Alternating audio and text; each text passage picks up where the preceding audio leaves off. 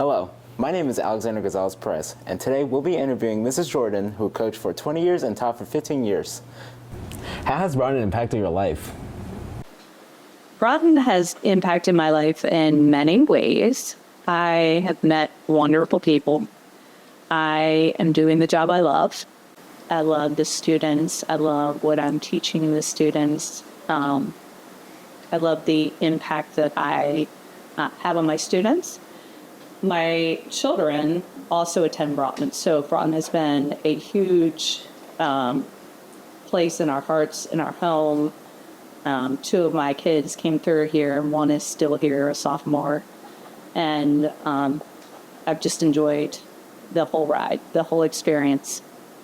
Many new students here don't know that you used to be a coach at Broughton. What was life like being both a coach and a teacher at Broughton? A balancing act, I would say, right? When I first started coaching here, I didn't have any children. When I stopped coaching here, I had 3 children. So big difference there. And to be a good coach, it requires so much time and effort, between watching film and scouting teams and taking care of your players and driving to and from on buses and, making sure they get home safely.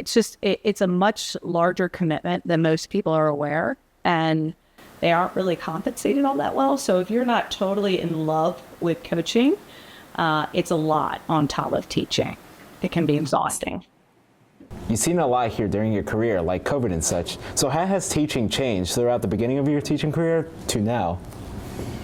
Yeah, it's changed quite a bit. So I think the biggest addition was phones. So phones weren't prevalent when I first started teaching, and they are now, obviously. So just the communication through COVID and the use of phones, the communication between students is not nearly as strong as it used to be. And so I make it a priority to collect the phones so that the kids have to interact with each other, right? And do a bunch of lab activities so the kids have to interact with each other.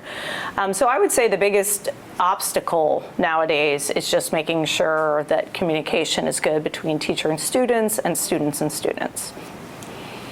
What advice would you give to future teacher or future coach who may want to juggle being a teacher and a coach? Do it if you love it, right? Absolutely, do it if you love it. It's a big time commitment, but if you love what you're doing, then you should do it, for sure. It was worth it. I have tons of wonderful memories of coaching girls here. Even when I stayed at home with my kids for a while, it was still really rewarding to be able to coach and then come back into the teaching world. What would you consider the roadblock in your teacher career or your coach career? I would say it's time management for the most part, right? Just kind of between your family and your students and your players and find time for everyone.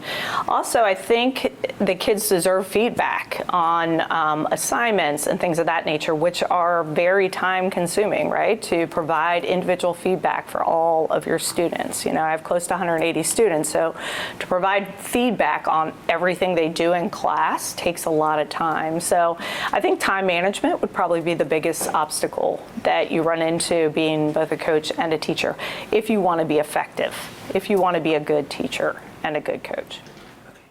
Thank you to Mrs. Jordan for being here with us. It is a pleasure to learn more about your experience at Broughton and your major accomplishments.